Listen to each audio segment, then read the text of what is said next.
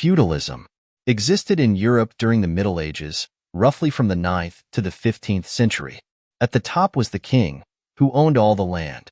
The king gave large pieces of land, called fiefs, to nobles or lords in exchange for their loyalty and help, especially during wars.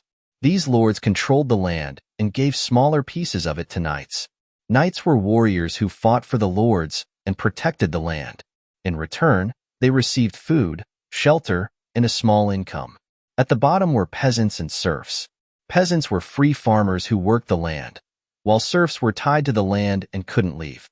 They worked hard growing food and taking care of animals. In return, they got a place to live and protection from knights during attacks. The system worked because everyone depended on each other. The king needed the nobles needed the knights, and everyone needed the peasants to grow food. Egyptian social hierarchy. At the very top was the pharaoh, who was considered a god on earth. The pharaoh had complete control over the government, laws, and religion, and was responsible for the well-being of the people and the prosperity of the land. Below the pharaoh were the priests and nobles, who held important religious and political roles. Priests took care of the temples and performed rituals, while nobles helped the pharaoh govern the land and managed large estates. Soldiers were next, responsible for protecting the kingdom and participating in military campaigns. Soldiers who were higher in rank were respected and sometimes rewarded, but those with lower rank had less power. Next were the scribes. Scribes were highly respected because they could read and write, skills that were essential for recording information like taxes, laws, and royal decrees. They worked for the government and temples. Below the scribes were the craftsmen and merchants. Craftsmen made goods like jewelry, pottery, and furniture, while merchants traded goods across Egypt and beyond. They were skilled workers, but didn't have the same status as scribes or priests. At the bottom of the hierarchy were the farmers and laborers. Most people in ancient Egypt were farmers, working the land to produce food. They paid taxes to the government and were often required to work on large building projects like pyramids or temples. Slaves, who had no freedom and were forced to work, were also at the bottom, though they were not as numerous as farmers. Latin American social structure. At the top were the peninsulars, people born in Spain or Portugal who came to the colonies. They held the highest positions in government and the church and had the most wealth and power. Below them were the Creoles, who were born in the colonies but were of European descent. They were wealthy landowners and merchants but were excluded from top government jobs, which caused tension with the peninsulars. Next were the mestizos and mulattoes, people of mixed ancestry.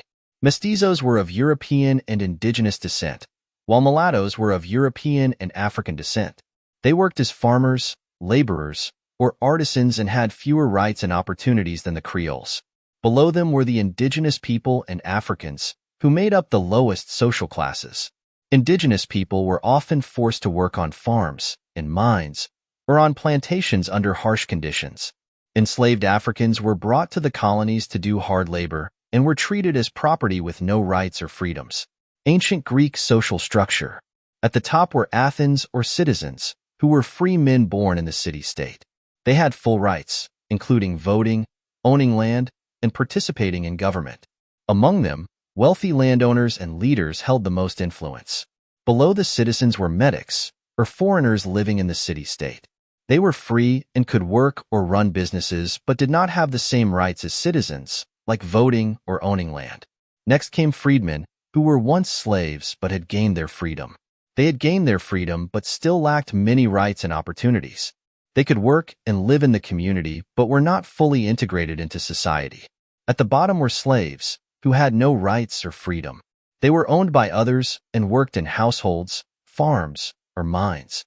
Slavery was a significant part of Greek society, and slaves were considered property rather than people. Women in ancient Greece had a separate role and were not part of this hierarchy. In most city-states, women had few rights and were expected to manage households and raise children. Spartan women, however, had more freedom and could own property, which was uncommon elsewhere in Greece. Caste system. It was a system mainly followed in India for thousands of years. At the top of the caste system were the Brahmins, who were priests and scholars. They performed religious rituals and were considered very important. Below them were the Kshatriyas, who were warriors and rulers. Their job was to protect and govern the land. Next came the Vaishyas, who were merchants and farmers. They traded goods and managed agriculture. Below them were the Shudras, who did labor and service work, like cleaning and helping others. There was also a group outside the caste system, often called Dalits or untouchables. They were treated unfairly and given jobs considered dirty or impure, like cleaning sewers or disposing of dead animals. They faced a lot of discrimination. The caste system was strict, and people were not allowed to change their caste. It decided many parts of their lives, like their job, education, and social status. Over time, many people started questioning this system because it was unfair. Today, many countries, including India, have laws to stop caste-based discrimination, but it still exists in some places as a social issue. Class system. It is common in many parts of the world. In a class system, society is usually divided into three main groups: the upper class, the middle class, and the lower class. The upper class consists of wealthy people, such as business owners, big investors, or people who inherit a lot of money. They often have a lot of power and influence. The middle class includes people with stable jobs like teachers, doctors, and office workers. They usually live comfortably but may still work hard to maintain their lifestyle. The lower class includes people who earn less, like laborers or those doing jobs with low wages. They might struggle to meet basic needs like food, housing, and healthcare. Patriarchy is a system where men hold most of the power and authority in society. In a patriarchal society, men are often in charge of key areas like politics, business, family, and religion, while women are typically expected to take care of the home, children, and other roles considered less powerful. Communism is a system where everything is owned by the community or the government, and there is no private property. The goal is to create a classless society where everyone is equal, and there are no rich or poor people. In communism, everyone works according to their ability, and resources like food, housing, and education are shared based on people's needs. Socialism is a system where the government or community owns and controls important resources and industries, like factories, healthcare, and education. The main idea is to reduce inequality by making sure that everyone has access to basic needs like food, housing, and healthcare.